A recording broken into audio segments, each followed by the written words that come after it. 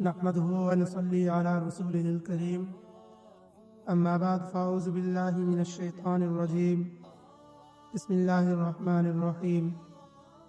میرے عزیز بھائیوں اور دوستو، السلام علیکم ورحمۃ اللہ وبرکاتہ۔ آج کی آیات ہمیں دو طاقتور چیزوں کا راستہ دکھاتی ہیں، صبر اور نماز۔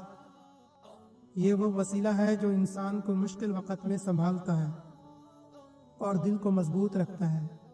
پچھلی آیات سے ربط۔ پچھلی آیات میں اللہ نے نماز، زکوٰۃ اور عمل کی بات کی۔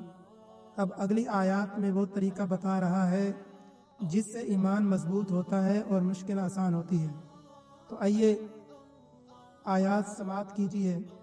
وَاسْتَعِینُوا بِالصَّبْرِ وَالصَّلَاةِ وَإِنَّهَا لَكَبِیرَةٌ إِلَّا عَلَى الْخَاشِعِینَ الَّذِینَ یَظُنُّونَ أَنَّهُم مُّلَاقُو رَبِّهِمْ وَأَنَّهُمْ إِلَیْهِ رَاجِعُونَ۔ ترجمہ آیت نمبر 45۔ صبر اور نماز کے ذریعے مدد مانگو، بے شک نماز مشکل ہے مگر ان لوگوں پر نہیں جو جھکے ہوئے دل رکھتے ہیں۔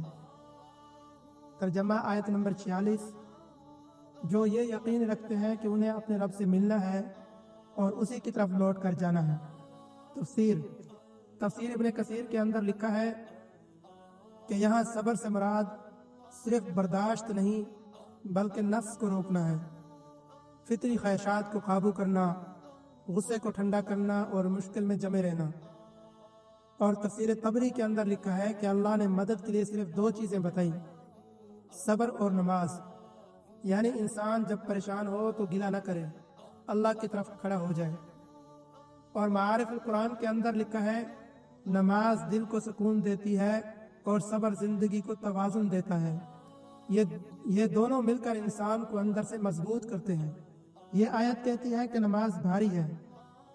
تفسیر جلالین کے مطابق نماز ان لوگوں پر مشکل ہے جن کے دل غافل ہیں، جن کو اللہ کی یاد کا مزہ نہیں آتا، لیکن جو دل سے جھکے ہوتے ہیں ان کے لیے یہ رحمت بن جاتی ہے۔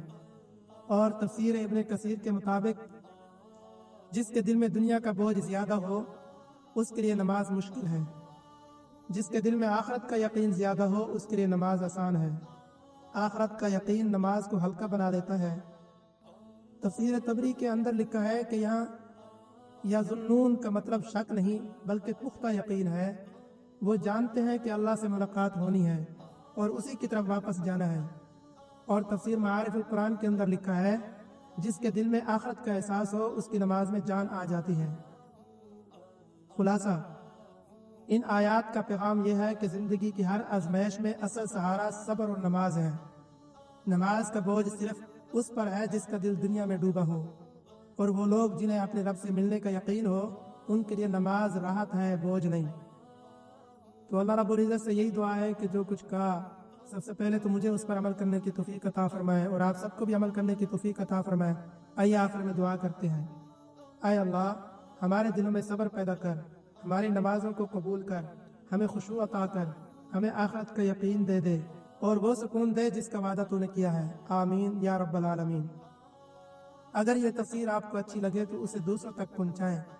اگلی آیات میں ایمان اور عمل کی مزید خوبصورت تفسیر آئے گی، ساتھ رہیے۔